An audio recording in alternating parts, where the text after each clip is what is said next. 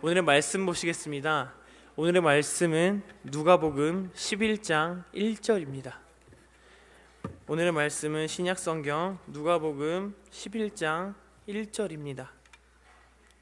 제가 가진 성경책 111페이지에 있습니다. 오늘의 말씀은 누가복음 11장 1절입니다. 한 절로 같이 합독하도록 하겠습니다.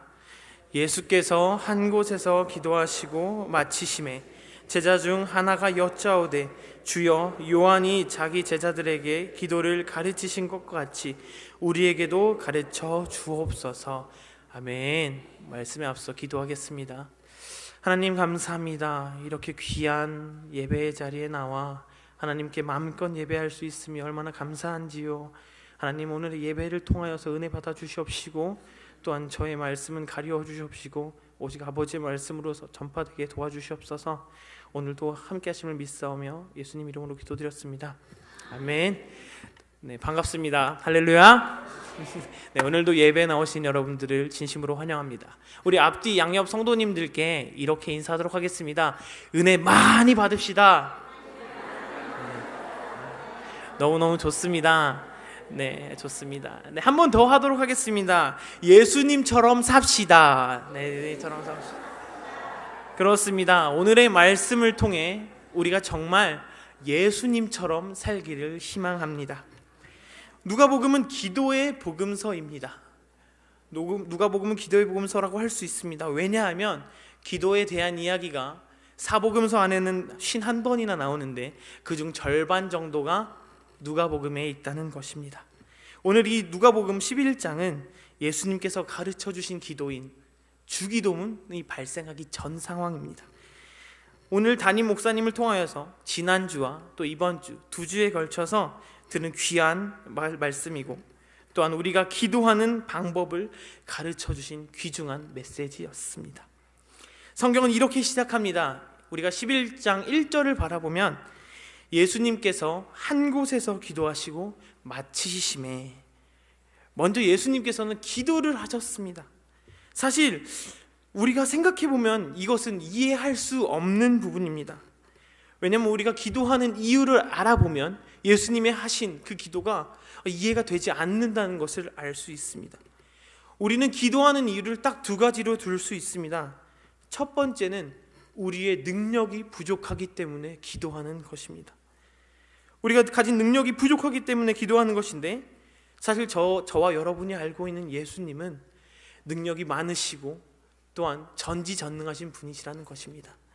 두 번째로 우리가 기도하는 이유의 두 번째 이유는 바로 죄와 싸우기 위해서 끊임없이 기도하는 것입니다. 그런데 우리는 죄가 많기 때문에 기도하면서 죄와 싸우는 게 당연하지만, 사실 우리가 바라본다면 예수님께서는 죄가 없으신 분이고 또한 죄를 지을 수도 없는 분이십니다. 그런데 그럼에도 불구하고 성경에서는 예수님께서 몸소, 그리고 바로 이렇게 예수님 자신이 매우 헌신적으로 홀로 기도하시는 모습을 볼 수 있습니다. 그렇다면 능력도 많으시고 죄도 없으시고 죄를 지을 수 없는 이 예수님이 왜 오늘 우리 가운데 이 말씀 속에서 기도하는 모습을 보여주시는 걸까요? 그것은 예수님께서 기도하신 행동은 예수님 자기 자신을 위해서 기도한 것이 아니라 나중에 성경책으로 보게 될 우리들을 위하여서, 앞으로 예수님의 생애를 지켜보게 될 우리들을 위하여서 기도하셨던 모습입니다. 무슨 뜻이냐? 우리는 죽을 수밖에 없는 죄로 더럽혀진 우리가 하나님의 큰 은혜로 회심하여서, 그래서 예수님을 믿고 하나님을 뜨겁게 사랑하게 되었을 때 우리가 즉시 하나님의 뜻대로 하나님을 사랑하며 하나님의 말씀대로 살고 싶어지는 생각이 들기 때문입니다. 그 마음이 우리에게 있을 때에는 어떠한 행동이 필요한 것입니다. 하나님의 뜻대로 살고 싶은 마음, 그래서 예수님의 사역에 주목하게 되는 것, 바로 예수님처럼 살고자 하는 마음을 가지게 되는 것입니다. 첫 번째로 그때 예수님은 직접 기도하심으로 기도의 모범이 되셔서 우리 마음 가운데 스며들게 하여 우리도 예수님처럼 기도하고 싶게 만드는 것입니다. 예수님이 친히 기도하신 이것은 그리고 예수님이 기도하신 이유는 바로 예수님의 성육신에 대한 비밀이 있기 때문입니다. 우리가 빌립보서를 보면 이렇게 나와 있습니다. 예수님은 육신의 몸을 입기 전에 이미 하나님이셨습니다. 그리고 예수님은 하나님이심에도 불구하고 인간으로 친히 내려오셔서 그분의 능력과 성품과 모든 암과 그 모든 것을 감추시고, 죄가 없으시고 능력이 많으시지만 그럼에도 불구하고 인간의 몸으로 스스로 그 연약함을 가지사 복종하시고 순종하셨다는 것입니다. 그것이 바로 예수님의 비밀입니다. 예수님이 그러한 삶을 사셨기 때문에 우리는 은혜 받았을 때 즉시 예수님처럼 살지 못함에 회개하고 또한 예수님처럼 살아야겠다는 마음을 가지게 되는 것입니다. 예수님이 이렇게 친히 기도하신 것은 그런 의미에서 자기 자신을 위해서 기도하신 것이 아니라 지금 오늘을 살고 있는 우리들에게 모범을 보여주심으로써 헌신된 기도의 삶을 사셨다는 것입니다. 또한 예수님이 두 번째로 기도하신 이유는 우리로 하여금 모든 은혜와 모든 능력의 원천인 우리의 기도를 들으시는 하나님 아버지에게 있다는 것을 보여주기 위하여 기도하셨습니다. 우리들의 인생이 만약 삶을 살면서 될 대로 되라고 그저 흘러가는 바람처럼 우리가 인생을 살아간다면 그때는 우리가 무엇인가 부족하고 연약하고 모자라고 능력이 없다고 생각하지 않을 것입니다. 왜냐하면 우리가 될 대로 살아간다는 것은 생각을 하지 않고 살아가고 갈등이 없으며 우리의 시험을 느끼지 못한다는 것이기 때문입니다. 그러나 끊임없이 나를 괴롭히는 원수의 도전을 물리치면서 하나님께서 나에게 주신 그 사명을 따라 살아갈 때에 우리는 예수님을 사랑하고 예수님의 몸을 본받으며 그분의 모습을 따라가고자 살아갈 때에 우리가 얼마나 연약한 인간인지를 깨닫게 되는 것입니다. 우리는 너무 부족하고 형편없어 보일 수 있습니다. 그렇기 때문에 우리는 하나님을 의지할 수밖에 없습니다. 예수님의 기도는 바로 그런 환경에서 인간의 연약함을 깨닫고 전적으로 하나님을 의지할 수밖에 없는 그 상황을 만드시기 위하여서 모든 능력과 모든 은혜의 원천이신 하나님을 우리에게 보이시기 위하여서 기도하셨다는 것입니다. 기도한 사람은, 그리고 기도를 많이 한 사람은 하나님을 누구보다 절실하게 신뢰하게 되는 것입니다. 그의 능력과 그의 은혜가 그리고 그 원천이 하나님께 있다는 것을 알고 우리에게 보이지 않는 것도, 우리가 생각하지 못하는 것도 우리가 볼 수 있고 믿을 수 있게 만들어 주신다는 것입니다. 어떤 한 꼬마 아이가 있습니다. 5살 때였을 것입니다. 제 얘기는 아닙니다. 그러나 이 5살짜리가 있는데 이 아이가 어느 날 엄마의 모습을 보고 걱정을 하기 시작합니다. 엄마 왜 그러는 거지? 이런 식으로 걱정하기 시작합니다. 근데 그 5살짜리 꼬마가 보기에도 엄마가 지금 돈에 대해서 굉장히 고민을 하고 있다는 것이 보였습니다.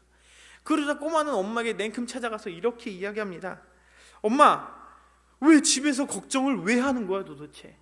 우리는 은행에 가서 버튼을 누르면 거기서 돈이 나와. 왜 걱정을 하는 거야? 이렇게 말을 하는 것입니다. 그 아이와 그 아이의 세계, 그 아이가 생각을 가지고 있는 것은 바로 우리가 기도를 정말 많이 하고 우리가 기도의 세계가 있을 때에 그 무한정으로 인출될 수 있는 통장을 가진 것과 다름없다는 것입니다. 하나님에게 있는 모든 능력과 가능성은 기도하는 사람에게 있어서 자신의 것이 되는 것입니다. 이런 것을 보여주시기 위해서 몸소 예수님께서는 기도하셨다는 것입니다.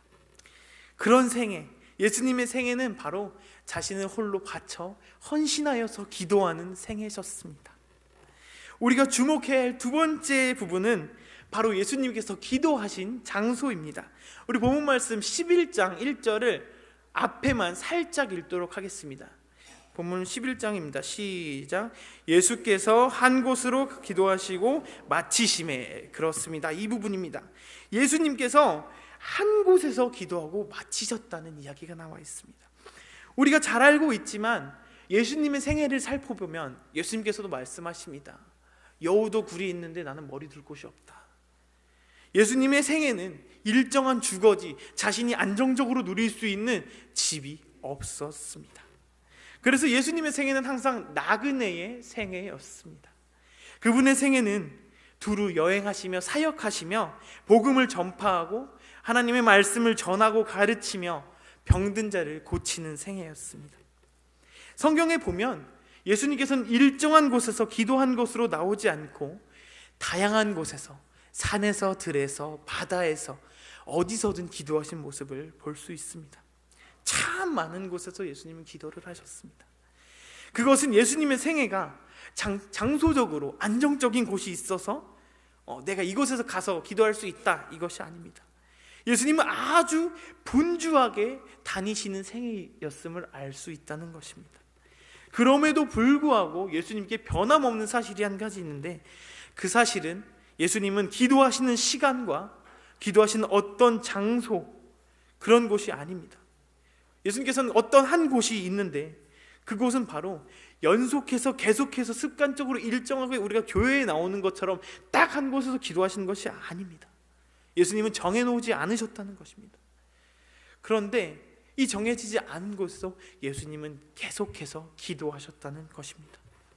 이렇게 예수님께서는 자기를 바치는 기도, 그 생활을 하시기 위해서 어느 곳이든 가리지 않고 어떠한 환경과 부딪히지 않고 그 환경을 돌파하며 그 환경과 싸우며 격렬하게 기도하셨다는 것입니다. 또한 예수님이 기도하신 시간을 보면 대부분의 예수님 기도하실 때에 새벽 미명 또는 깊은 밤에 예수님은 기도를 하셨습니다. 우리가 흔히 생각할 때 그렇습니다. 깊은 밤에는 잠에 흠뻑 취해 있을 때고, 또는 새벽 미명에는 그 달콤한 어떤 것과 또 비교할 수 없는 아침잠과 함께하는 시간입니다. 그런데 예수님은 새벽 미명과 깊은 밤에 기도하셨다는 것입니다. 왜 그렇게 그 시간에만 기도하셨을까? 라는 곰곰한 생각이 했습니다. 그렇게 곰곰이 생각해서 내린 결론은 아무 뜻도 없었다는 것입니다. 낮에는 사역을 하셔야 했고, 또한 사역이 길어지기 때문에 기도하실 수 있는 시간이 새벽과 깊은 밤밖에 없으셨다는 것입니다. 낮에는 끊임없이 몰려들어오는 인파, 병자들, 말씀을 받으려고 온 자들, 병고침을 받으려 온 자들, 그들을 섬기셔야 했습니다. 예수님은 물론 그들을 모두 다 내쫓고 거절하실 수 있습니다. 그러나 예수님의 사랑이 그것을 거절하지 못했다는 것입니다. 이처럼 우리가 무엇인가 정말 올바른 일을 하고자 할 때 난관들을 만나게 됩니다. 우리가 무엇인가 정말 의미 있는 이야기를 하려고 할 때, 그리고 의미 있는 일을 하려고 할 때는 우리의 상황 속에서, 환경 속에서 많은 어려움과 난관이 닥친다는 것입니다. 그리고 그 난관을 극복하고자 노력하고 결심할 때 우리가 얼마나 연약한 인간인 것을 다시 한 번 더 깨닫게 되는 것입니다. 그런데 예수님께서는 이렇게 환경적으로는 도저히 이겨낼 수 없는, 그리고 힘든 이 상황에서도, 기도할 수 없는 상황에서도 사셨음에도 불구하고 그것을 끊임없이 그 환경을 이겨내시면서 극복하시면서 사셨다는 증거를 볼 수 있습니다.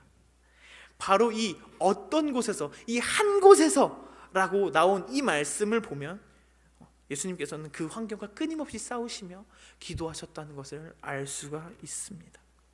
예수님이 극복하고 사셨기 때문에 예수님이 우리의 모범이 되는 것입니다.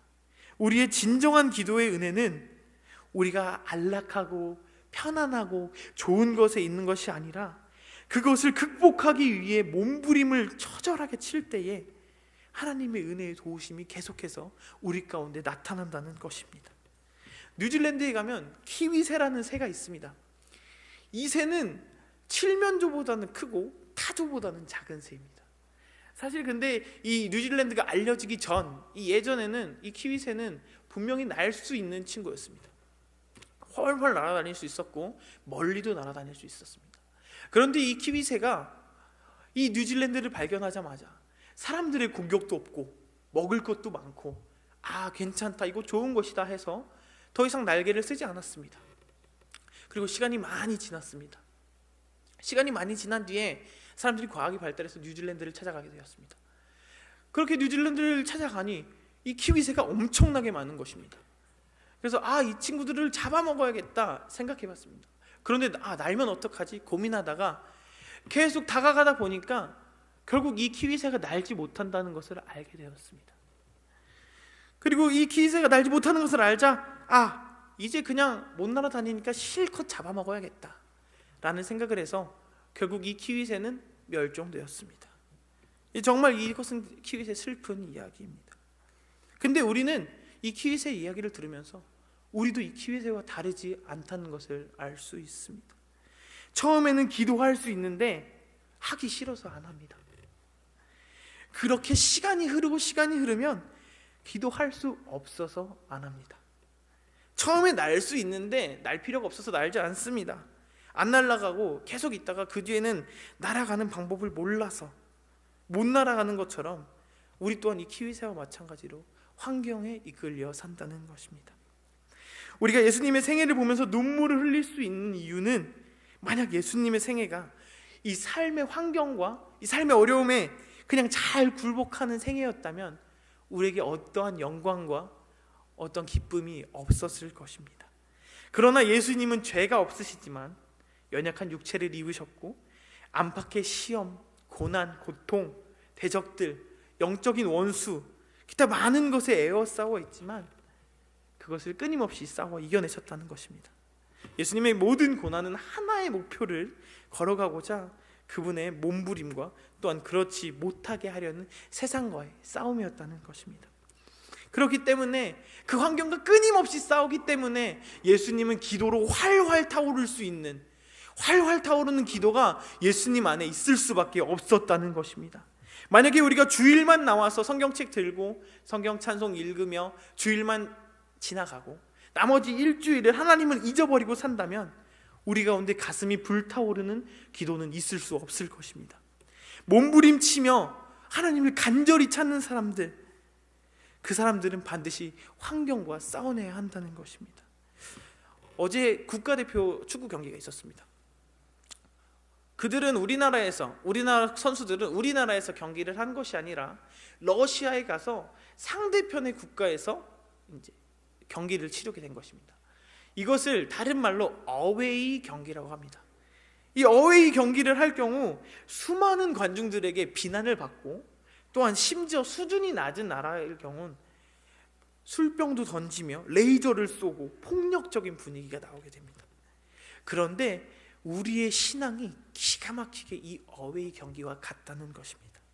우리의 삶도 그리고 이 세상도 우리가 하나님을 향하여 진실하고 거룩하게 살아고자 하려면 할수록 세상은 도와주지 않습니다.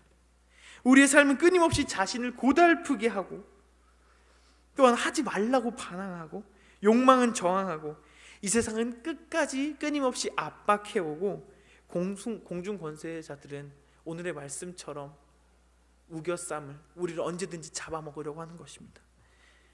이러한 삶이 바로 우리 그리스도인들의 삶의 전투적인 모습입니다.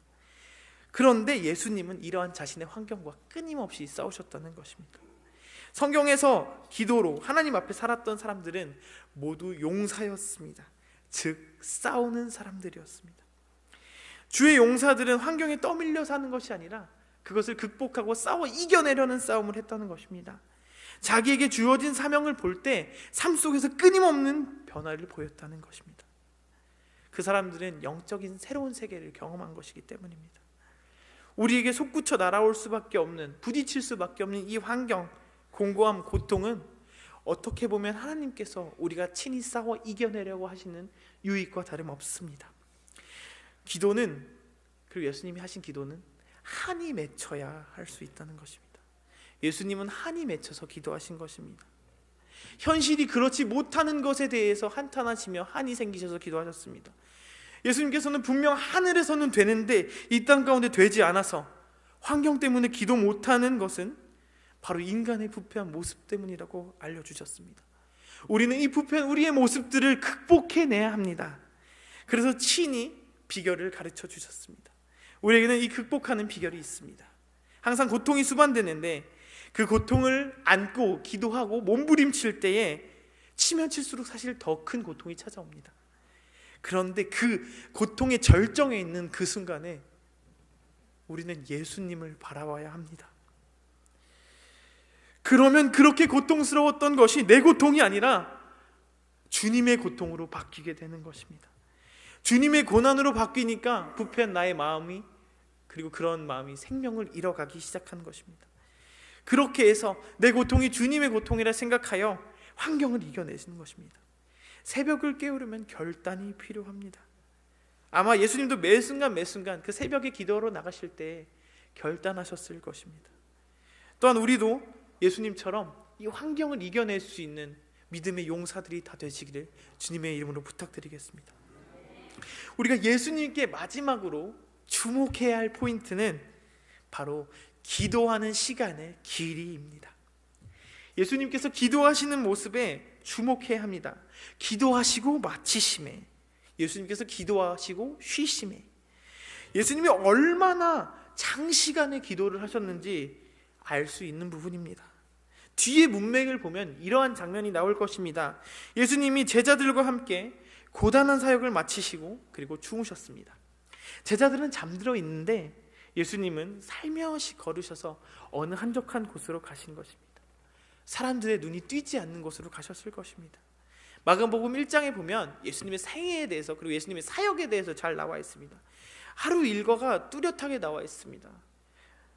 자기를 위협하는 사람들로부터 변론하여야 하고, 위협을 지켜야 하고, 하나님의 말씀을 선포하셔야 되고, 매일매일 신방 가셔야 되고, 또한 사역 후에 병자들을 고치셔야 했습니다.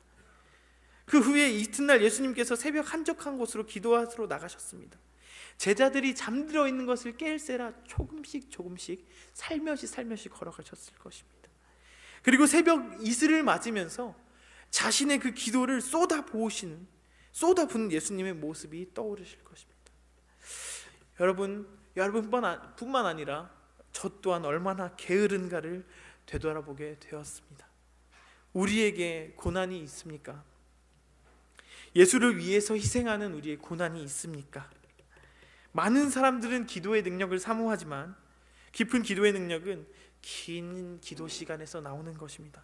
때로는 아주 짧은 시간에 기도를 해서 이루어지는 경우도 있습니다. 성경에서 바울이 귀신을 내쫓는 장면, 또한 예수님이 병을 고치는 장면, 이것은 기도의 약간 변형된 형태입니다. 하나님이 고쳐주시는 것이지 다른 것이 아니라는 것입니다.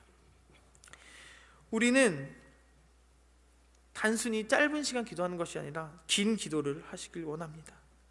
짧은 기도로 위대한 능력은 기도로 단련된 사람들에게 나오는 것이지 결국 그것 또한 하나님의 은혜라는 것입니다.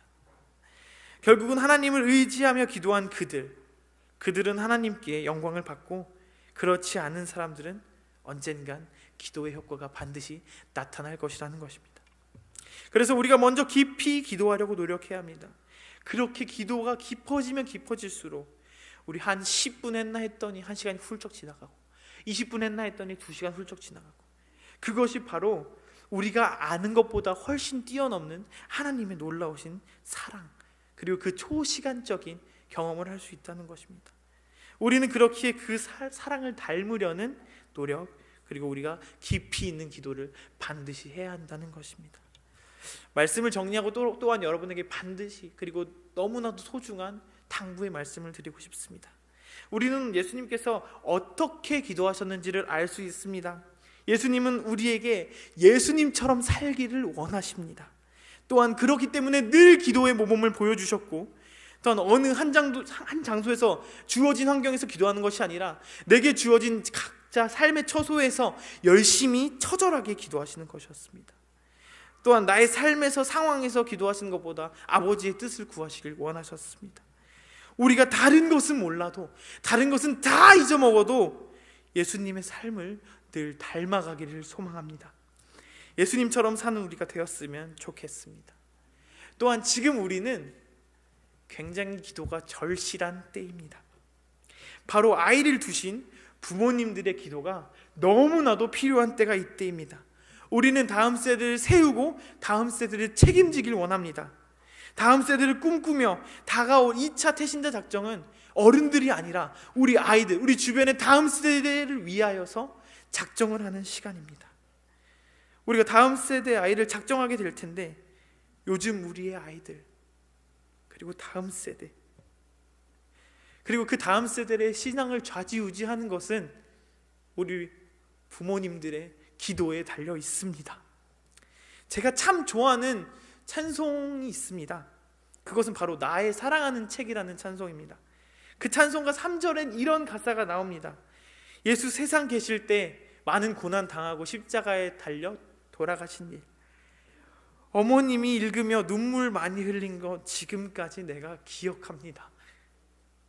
저 또한 저희 할머니께서 어린 시절 늘 성경을 읽으시며 손자를 위해 눈물 뿌려 기도하시는 것을 보았습니다. 그리고 그 모습에 늘 감격하여 나도 그런 사람이 되겠다고 다짐하고 지금껏 살아왔습니다. 그리고 그 신앙을 물려받아 이 시각까지 시퍼렇게 살아계신 하나님과의 만남을 감격적으로 살아가고 있습니다. 사랑하는 여러분, 제가 자녀들은 없지만 여러분의 자녀들은 여러분의 기도와 눈물 뿌리는 그 기도 덕분에 감동받고 있습니까? 그 자녀들이 여러분의 기도를 보고 어머니 아버지 저도 기도하는 법을 알려주세요 이렇게 감격하고 있습니까? 부모님이 아이들을 위해 짧지만 열렬히 기도하고 자기 영혼을 위해서 울어주는 부모님을 볼 때에 그 아이들은 가슴 깊숙이 그리고 반드시 기억하고 있을 것입니다. 다음 세대를 향한 기도는 반드시 무너지지 않을 것입니다. 예수님께서 늘 기도하셨듯이 예수님처럼 다음 세대를 위해 늘 기도하는 우리 모두가 되기를 예수님의 이름으로 부탁드리겠습니다.